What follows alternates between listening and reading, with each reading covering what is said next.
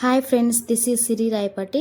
ఇంకో వీడియో మీ ముందుకు తీసుకొచ్చాను. ఏంటంటే పిల్లలు ఈజీగా అరుగుదలకి, హెల్త్కి మంచిది, వెయిట్ గెయిన్ అవ్వడానికి ఒక చిన్న ఫుడ్ తీసుకొచ్చాను. చాలా అంటే చాలా సింపుల్గా. అది చూడాలనుకుంటే ముందుగా నా ఛానల్ని లైక్, షేర్, సబ్స్క్రైబ్ చేయండి ఫ్రెండ్స్. ప్లీజ్, కొత్తగా చేస్తున్నాను కాబట్టి సపోర్ట్ చేయండి. దానికి కావలసిన పదార్థాలు: బియ్యం, సాయిపప్పు, గీ, నెయ్యి, పాలకూర అండ్ సాల్ట్. నేను క్వాంటిటీ ప్రకారం చెప్తాను, అర్థం చేసుకోండి. చూడండి, ఈ చిన్న గ్లాస్ తోటి సాయిపప్పు అనేది ఫుల్గా తీసుకున్నాను.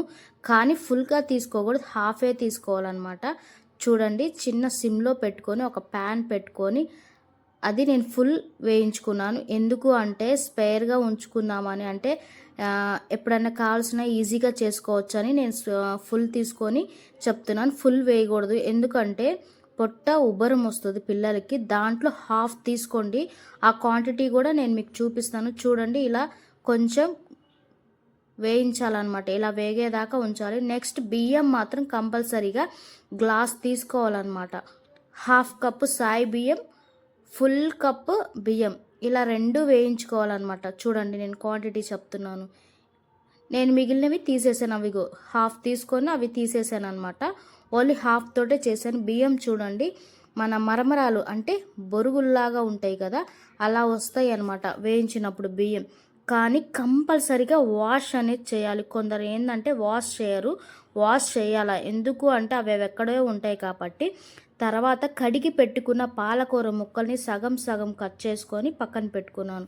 ఇప్పుడు ఒక చిన్న కుక్కర్, అంటే కుక్కర్లో అయితే త్వరగా కుక్ అయ్యిద్ది, పిల్లలు మెత్తగా తినేస్తారు. అదే మనము నార్మల్ పాత్రలో వండామంటే చాలాసేపు పడుతుంది, సరిగా ఉడకదనమాట. ఉడికిద్ది కానీ సమయం పట్టిద్ది. చూడండి, నేను గీ, ఇంట్లో న్యాచురల్గా తయారు చేసిన గీ అనమాట ఇది. 2 స్పూన్ గీ వేసాను. నెయ్యి వేసి 2 సార్లు వాష్ చేసి పెట్టుకున్న సాయి బియ్యం అండ్ బియ్యం, ఈ రెండింటిని కలిపి ఫస్ట్ జస్ట్ అలా ఊరికే నెయ్యిలో వేయిస్తున్నాను. జస్ట్ సింపుల్గా అలా, అంటే కొంచెం వాటికి పడుతుంది అని చెప్పి జస్ట్ సింపుల్గా వేయించాను అనమాట. మీరు 2 నిమిషాలు వేయించుకోండి. పిల్లలకి చాలా అంటే చాలా హెల్త్ మంచిదండి. పాలకూర అనేది పిల్లలకి చాలా మంచిది.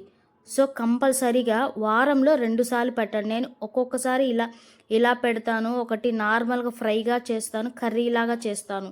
సో మీరు ఇలా కూడా ట్రై చేసి ఒకసారి చూడండి, ఎలా వచ్చిందో నాకు చెప్పండి.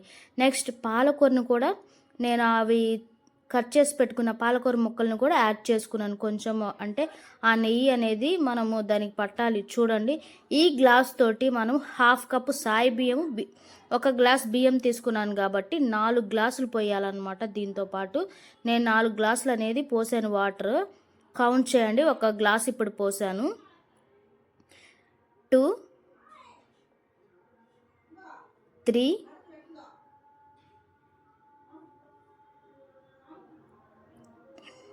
4. చూసారా, ఇలా ఆకు మొత్తం మునిగేలాగంత వరకు వస్తుంది. కంపల్సరీగా క్వాంటిటీ ప్రకారం చేసుకున్నామంటే మంచిగా కుక్ అవుతుంది. లేదు మా పిల్లలు ఇంకా నవలలేరు అంటే ఇంకొంచెం వాటర్ పోసుకోండి.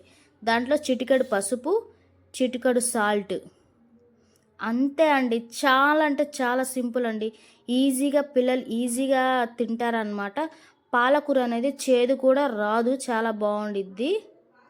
చూడండి, ఈ విధంగా కుక్ చేసుకోవాలి మనము. చూడండి ఎలా వచ్చిందో ఒకసారి. రైస్ అనేది మా బాబు ఇలా తింటాడు కాబట్టి నేను నార్మల్గా అలా కొంచెం, అంటే వాటర్ తగ్గించాను, తనకి పళ్ళు వచ్చినాయి కాబట్టి. లేదు పళ్ళు ఇప్పుడిప్పుడే వస్తున్న వాళ్ళకి ఏంటంటే వాటర్ కొంచెం ఎక్కువ వేసుకొని, లేదు బాగా వాటర్ కొంచెం యాడ్ చేసుకున్నామంటే బాగా తిక్కుగా వస్తుంది.